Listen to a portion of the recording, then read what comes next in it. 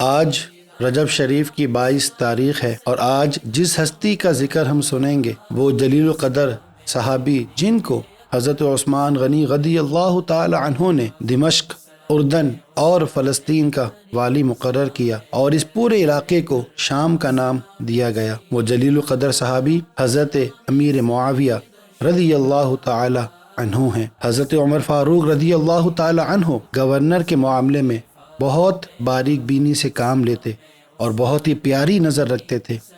لیکن امیر معاویہ رضی اللہ تعالی عنہ کی وہ شان ہے کہ آپ حضرت عمر رضی اللہ تعالی عنہ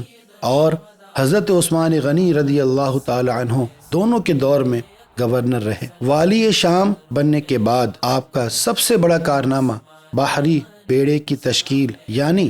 آپ نے ایسا طریقہ متعارف کروایا کہ اسلامی لشکر سمندری جہازوں کے ذریعے حملہ آور ہوا اور قبرص کو فتح کیا۔ آپ رضی اللہ تعالی عنہ کو نبی کریم علیہ الصلاۃ والسلام نے کاتب وحی مقرر کیا۔ سیدنا امیر معاویہ رضی اللہ تعالی عنہ نے اپنے وصال سے قبل یہ وصیت فرمائی کہ میرے پاس حضور نبی کریم علیہ الصلاۃ والسلام کے ناخون ہیں، ان کو میری آنکھوں میں رکھ دینا، اور مجھے پیارے آقا علیہ الصلاۃ والسلام کی قمیص اور آپ کی چادر میں لپیٹ دینا، اور حضور نبی کریم علیہ الصلاۃ والسلام کے منہ مبارک شریف میرے منہ اور ناک میں رکھ دینا،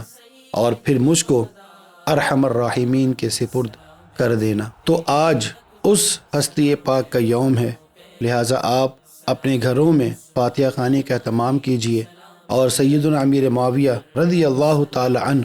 اور دیگر بزرگان دین کے وسیلے سے اہل فلسطین، اہل شام اور دیگر مسلمان جہاں جہاں پریشان حال ہیں ان کے لیے خصوصی دعا کیجیے۔